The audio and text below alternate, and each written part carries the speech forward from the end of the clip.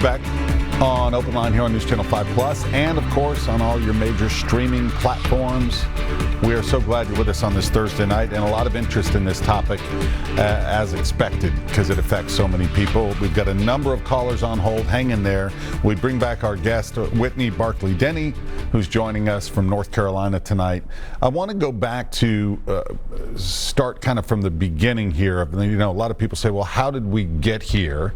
And there's a number of issues, but you know, over the past 20 years, you've seen Congress haul executives of big pharma in front of the live TV and grill them about drug prices, and then big oil when gas prices go up, and so on and so forth. But I have yet to see them haul the leaders of these big institutions before them to find out why. I think this is from U.S. News. The average tuition and fees at private national universities over the past 20 years have jumped 144%. Out-of-state tuition and fees at public national universities have risen 165%. In-state tuition, 212%. And I've got one daughter in college right now, and my son's heading off to college in the fall, so I know the pain. This is something that, Bless you. Have to plan very, very carefully because it's such a big financial burden. But how did we get here? Why is school, higher education, so much more expensive? So if you look back over the last 20 years, what you're going to see corresponding with all of those raises are cuts and cuts and cuts to state and federal support for higher education. And that particularly happened after 2008 when, states were finding themselves in real budget binds and trying to find places where they didn't have to put state dollars. And we kind of knew, right? Everybody knows that a college education is the way you access the American dream. It's the way you climb into the middle class. It's the way you ensure financial security for yourself and your family. So people are willing to write the checks. They're willing to take out the loans. They're willing to do whatever they have to do in order to meet those incredibly high costs. And I will say I'm not an expert on the institutional side of it as far as what institutions could do to lower costs. But it seems to me that it's just an absolute worst possible scenario between the loss of support from state and federal governments and institutions maybe focusing on things that aren't so important, like climbing walls in the gym and other things that they're putting in to expect students to come there. I was just going to say. But we really do see that correlation. Right.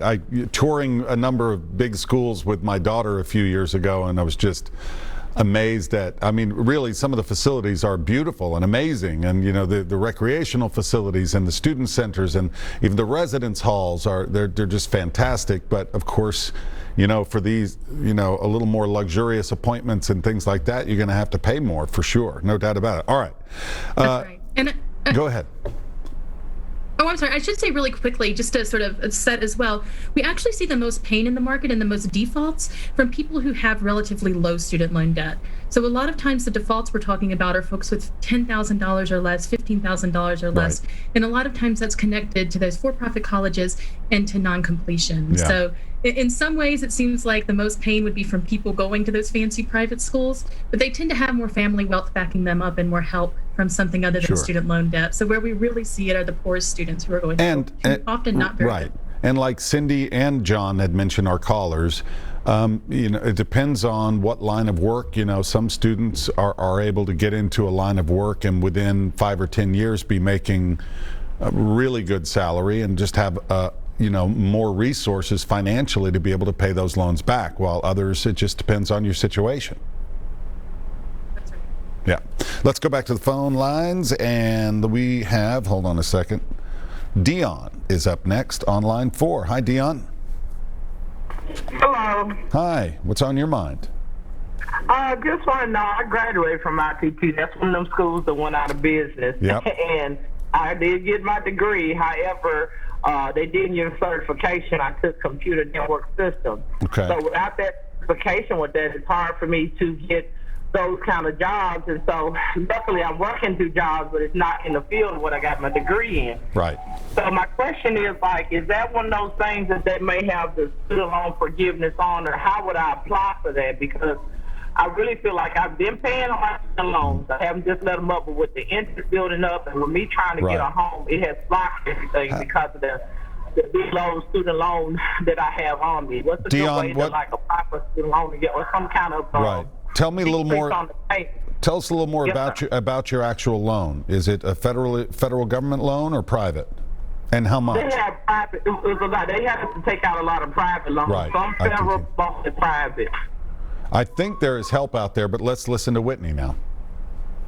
Yeah, absolutely. So just a really quick primer for everyone. How these schools like ITT work is they can take up to 90% of their revenues from federal student loan aid, but then they have to fill in that other 10% somehow. So they do exactly what Dion said, which is offer an institutional loan that's a private loan, hook you up with a private lender, though often folks don't have the credit score to be able to get that private lender outside of the institution, or they really target military members because the GI Bill, believe it or not, is under current law not considered federal dollars in this scenario. Now, there is actually a piece of the coming COVID relief bill that's going to fix that, and hopefully that will stay in there, but that really gives them a leave to really target veterans to come to their schools. Dion should definitely call the Harvard Project on Predatory Student Loan Debt. They're the best in the country on working on this. They're free, and they can give her advice about where she needs to go or anyone else needs to go for help with borrower defense to repayment. And that again is called the Harvard Project for what? On predatory student loan debt. On predatory student loan debt is okay. a project at Harvard Law School. Okay, great. And they can find that online under that name and get help there. All right. Yeah, Dion, look that up. Give them a call. So that's great. We're glad we can help. All right, up next, we've got Breezy. Hey, Breezy. Breezy there? Go ahead. Hello. Hi. Good evening. Thanks for taking my call. You're welcome. I just want to piggyback off of John, where the student loans, the interest is astronomical. It's absolutely ridiculous. And when you talk to a servicer to set up the income-driven arrangements that they have, they don't take into consideration that you have mortgage or rent or electric bill or whatever. They don't car payment or whatever. They only take into consideration the number of dependents that you have on your tax return. And so, as Whitney mentioned earlier, the payments are not reasonable at all. They're still like way more than what people can actually afford. And also, the biggest question that I have is, what does student loan debt have to do with you buying a home? That's another reason why, younger people are not able to buy a home, or people, period, that have a student loan, because that's counted as debt towards your income. Right. Which is totally crazy to me. All right, let's listen to Whitney's response.